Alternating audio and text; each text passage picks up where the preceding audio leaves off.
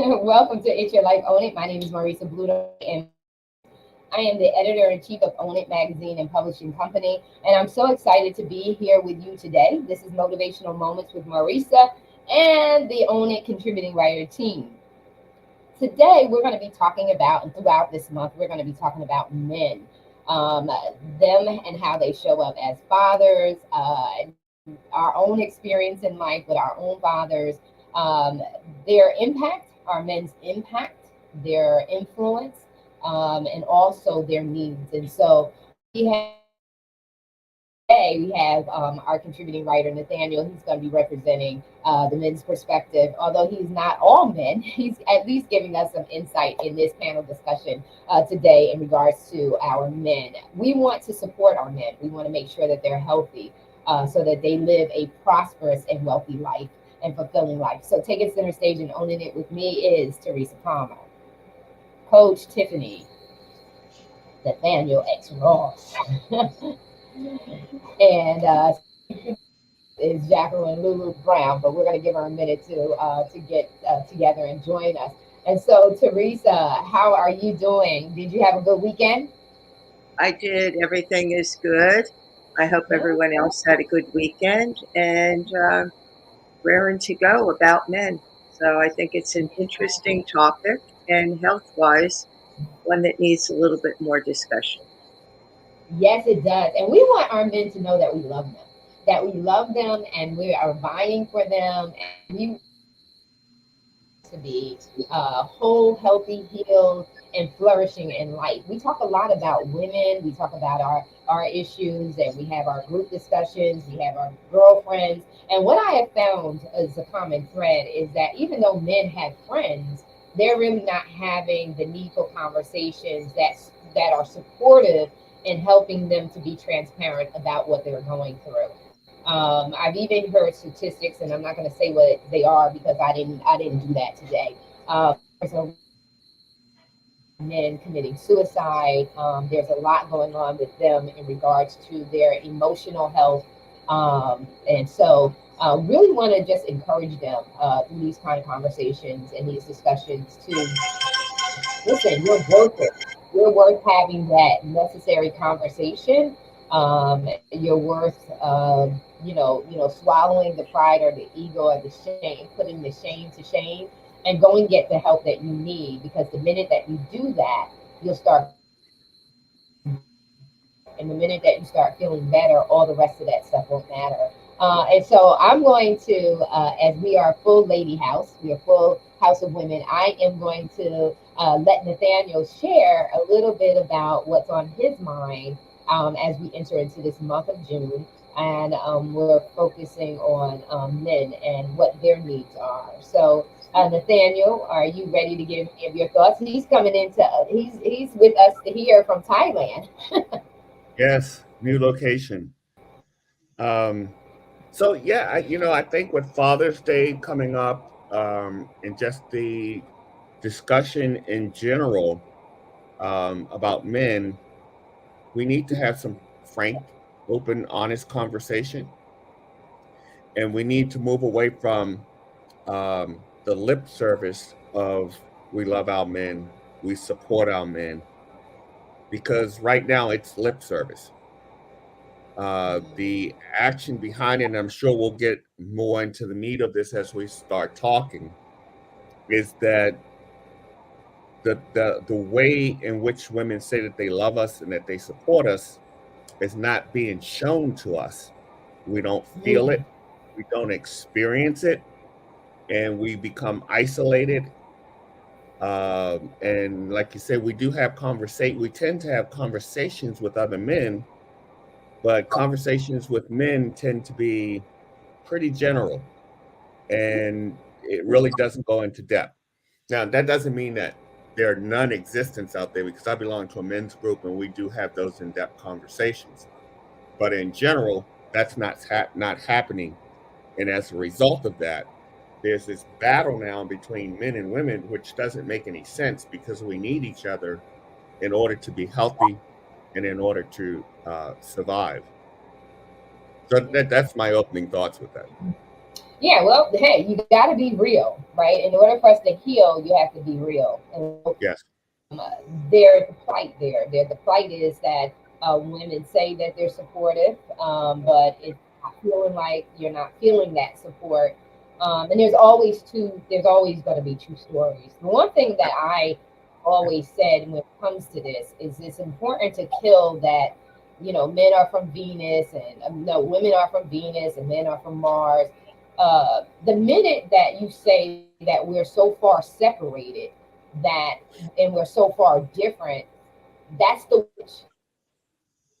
So when we start having the content of the conversation turn more towards we can communicate, we can share information, we can respect one. I think that that gives it more, more hope of us ever recovering. Because if we always talk about the divide, we never talk about the common ground. Men are different. I mean, men think different, and women think different.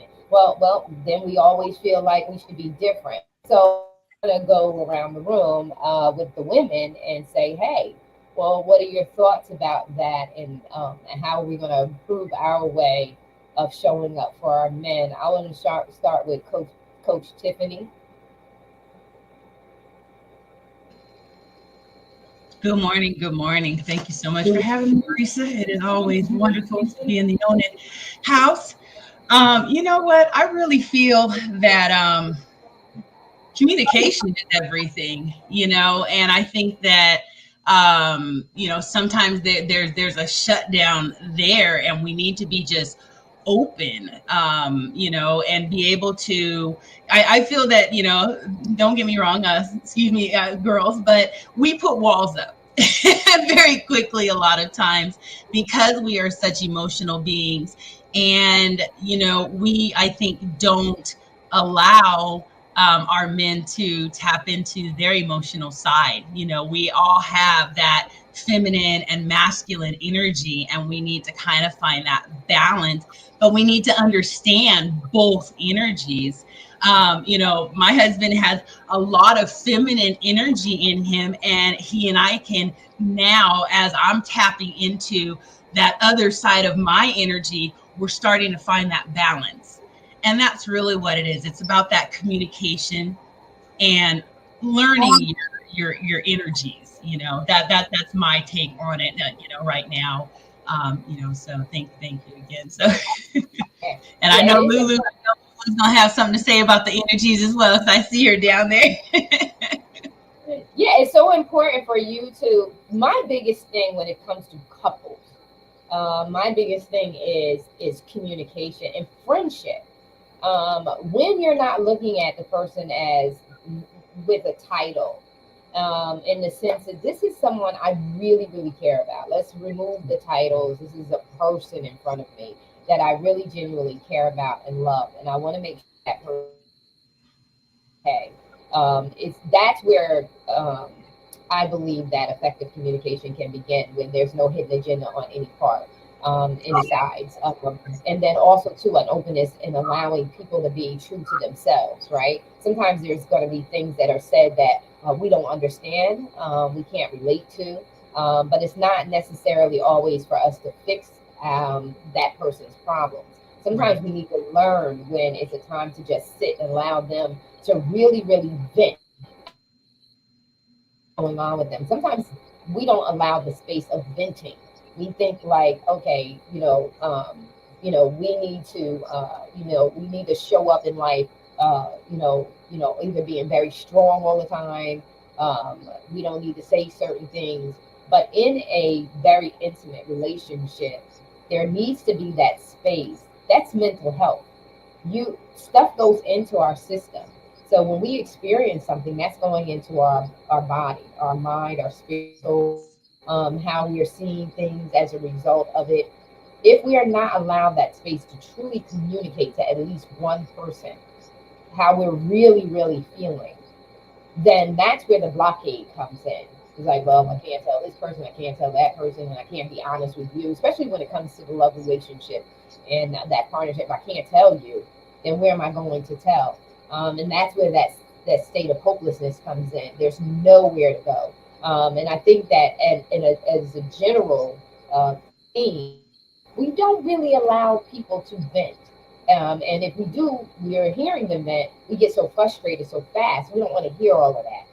We don't want to hear that, we got enough on our own plate. And then we shut them down because we don't find value in allowing them the space to vent. And then we think that we got to fix the problem. And sometimes they're fixing it just by venting. Them, if you hear them all the way out, just shut, calla de la boca, be quiet, and just allow them to vent at That piece of what advice, they're experiencing. Mhm. that piece of advice you just gave is priceless. And I'll tell all the women that's listening out there, from a man's perspective, just keep quiet and let him say what he's got to say. Let him finish whatever it is he has to say before you open your mouth or before you try to fix it. Because otherwise, we're going to shut down. Mhm. Mhm. So I would just say, as we have these conversations, for women to understand that, um, we want to express ourselves, we want to be heard, but we don't want to fight. We don't want the stress. We don't want the confrontation. As men, we have to go out and confront the world every day. And that's not to say that women don't, but as a man, we have to confront the world. We don't want to come home and have to confront our significant other and put up with the same stuff at home that we're putting out in the world.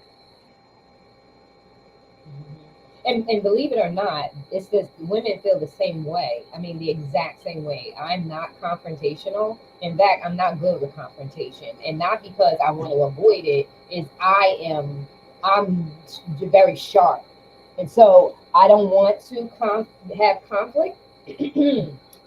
I want resolution. Either I can be quiet and listen and not hurt and because I don't want you fixing my problems either.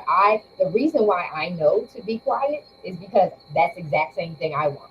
So that's how I know. I know this because I this is what I would want. I just want sometimes somebody to just listen. Don't rescue me. I'm not a damsel in distress. I just feel like saying what I gotta say, and I just want to say it. And I don't want your I don't necessarily want your feedback at the moment. And then we got to know timing too. I'm going to digress because I want to bring Lulu into the conversation. And so, Lulu, I want you to come in. I know you've been sitting and start where you are. But I know for me, I know over the years, the biggest thing is sometimes I'm very transparent. So I just want to say what's been on my mind. I want to be honest and truthful. And I would offer the same space to a male friend, Yeah. lover. I would offer that same space because I know that that's what I would want. I don't want confrontation.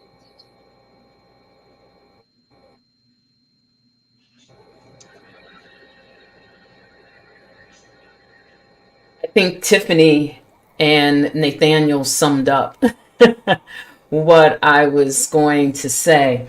And so I'm going to come from and put a little different perspective because we are talking about fathers as well. And when we look at this battle between men and women, the roots, what are the roots? And the roots go back to generation from generation from generation. Ideologies that have been handed down, everything from religious ideology, roles. This is your role. Excuse me. This is your role. And when we look, we're just imploding because nothing has really worked. And people are afraid to just take and throw it all out and say, you know what? For me and my children's father, we're going to start out with what works for us and leave the traditions, leave what your pastor said and how he interpreted. I know I'm going to hit some stuff here, but leave how all of these different ideologies are thrown at us and say, well, what is going to work for us?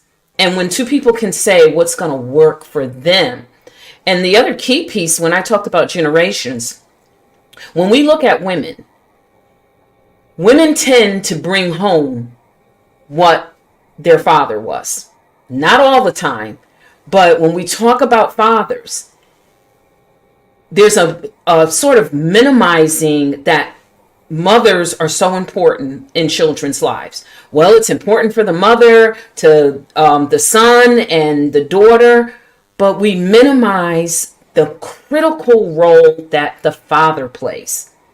Because when women, boys, and girls mature, that impression that they had with their father, that is who and what they are going to bring home.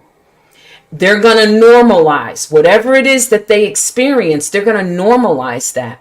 So in addition to throwing all these roles and rules out, we can't minimize the critical importance of fathers. There are a lot of successful people that have come from single mom homes. I'm not trying to take that away from anyone. I'm not trying to take any woman's strength away from her. But if we are going to buy into, and I'm going to say, the big lie that is continuing to bring division, that I can do this all by myself and I don't need a man and I don't need a father. I can do it all. We're going to end up with we're going to perpetuate this dysfunction that we see today that Nathaniel described. We're going to see feminine energy in a masculine toxic state.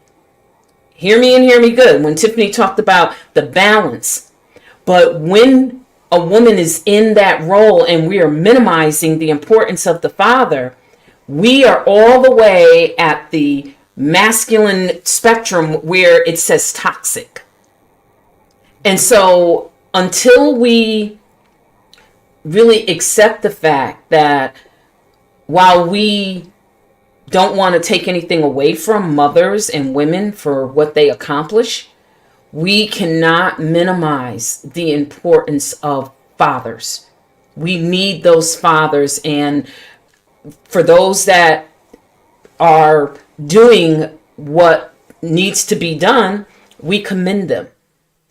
And the last thing is, we cannot denigrate our fathers in front of our children, in front of anyone. We can't denigrate. If you've got an opinion, some opinions are best kept to yourself. Vent it out to you, but don't vent it out in front of your children and other young women, because believe it or not, you are putting something in their psyche. And it may be in the subconscious now, but it comes to the consciousness depending on what triggers it. I yield the mic back to you, Marissa. All right, so I love it. And Words so of wisdom. you said something very important. And one thing for me, and then I'm going to shift over to Teresa. One thing many years ago that was very important to me was to recognize my parents, both my mom and my dad, recognize their imperfections. One thing about my personality, I see things is I always look at the cup half full. So I take the good and the bad I discard, right? So with my parents, I forgave them very early on, where I felt like they didn't meet it. I will discuss about it. I will talk about, what I wish I could have had from my parents, or what I recognized had if it had been done differently, how I would have different results. I do recognize that. But one thing is very critical is that you have to, and you have to recognize, just like you said, go back and see generationally where this came from, because it's learned behavior. It's learned through observation and modeling. That's why in the article this month, I had a real candid talk with women and said, we have got to stop modeling this behavior in front of not just our girls, but in front of the boys, the young men as well. Because children, people learn through observation. They learn through a model. What are they seeing? Not what you're telling, like Nathaniel said, with lip service, but what are you demonstrating before them? Because that's the conviction of your heart. What you do is what you really buy into. And we need our leaders. Our men are our leaders, and we need them. We need them. Our world is the way it is because our men are in the condition that they are. We get our men right, everything else lines up. What does it say? As the head goes, so does the body. It is really important for us to get our men where they need to be so that they can lead effectively. And that we can see the results. We can see the ripple effect of their impact and their influence. And right now, we're in conflict. And because we're in conflict, their performance is impeded. They're not where they're maximizing their performance and impact and effect on the world in a healthy way. And so this is why it's critically important for us to this not to be lip service. It's all about ability to get in alignment. And so I'm going to go over to Teresa. Share, Teresa, your perspective, your insight. And the one thing I do want to say is this: is that my dad's influence, my parents' influence, I allow it. I allow everything that they were supposed to give to me to make me a better person. And one thing that my dad did do for me is that as a little girl, we always had candid conversations. He allowed me to speak my truth. He allowed me who I am. And that's why I understand how to be quiet. You don't always have to be the one talking. Be quiet and listen and feel the room, feel the audience, feel the person who's talking to you and get connected where they are, not you. Where are they? If you want results, it's not about you. You got to feel the room and be cognizant of the room and then based on where the room begin to respond accordingly. And that's one thing that that's why I can't get mad at his imperfections. I have to be so thankful and get the wisdom that I was meant to get from him, so that I don't miss out on it. And the same thing that we need to do with our experiences. We need to be looking at these experiences instead of throwing them out, looking at what value can I get from this? How can I become a better person and be more effective in how I show up? Teresa, you. Oh, thank you. Thank you so much. I want to thank everyone for joining us today. And with I'm going to kind of approach this from the health perspective because one of the things that's crucial to health is our emotions. And that's feeling the emotions and processing our emotions. And we don't always do that. And that's one thing that causes chronic stress is because we don't allow ourselves time to sit with emotions. We don't allow ourselves time to express emotions. Especially, I think, with men, they feel that they can't show any emotions, that they have to be stoic. I've seen it all the time in health, where men fail to take care of themselves, even physically, emotionally, and spiritually, because they feel that if they show any emotion, if they even think about their bodies, it's kind of weakness. And what I mean is that if there's something going on with them, men think about their bodies in terms of strength. How strong can they be? What their form looks like, their physical form. But when it comes to their health, they're not always in tune with what goes on with their body. They don't listen to the signals because they feel that they have to be stoic. And I've seen that so much in cardiology with chest pain that I've had men literally with chest pain 3 and 4 days that will finally come into an office or finally come into an emergency room because it's reached a point where they're having trouble dealing with it. I think the second thing is also that as women, we tend to want to take care of everybody and we fail to recognize a lot of times that we are each responsible for ourselves. And I know that that's a dialogue that hasn't been the most popular over the past few years, that we've been kind of told that we are responsible for everyone, we have to take care of everyone, but that's not true. Everyone is responsible for themselves. And I think when we understand that we have this responsibility, that we have our own personal power, and that we do have the power to take charge of our health and our well being, that once we step into that power, we realize that we don't have to take care of everyone else. We don't have to, I hate to use the word dominate because I don't think that's the right word, but we don't have to be overbearing. I think that's the right word, is overbearing with other people. That we could we could give them their space and we could let them make decisions. And sometimes in health they may not make the decisions we want them to make. But at the same time, it's their choice, it's their decision. And that's probably one of the toughest things in healthcare, is when somebody makes a decision that is right for them. It may not be the popular decision and it may not be what we want to hear, but overall it's still their decision. So, what I would say with regard to health is, number one, feel emotions, recognize them. Good, bad, or ugly, they're emotions.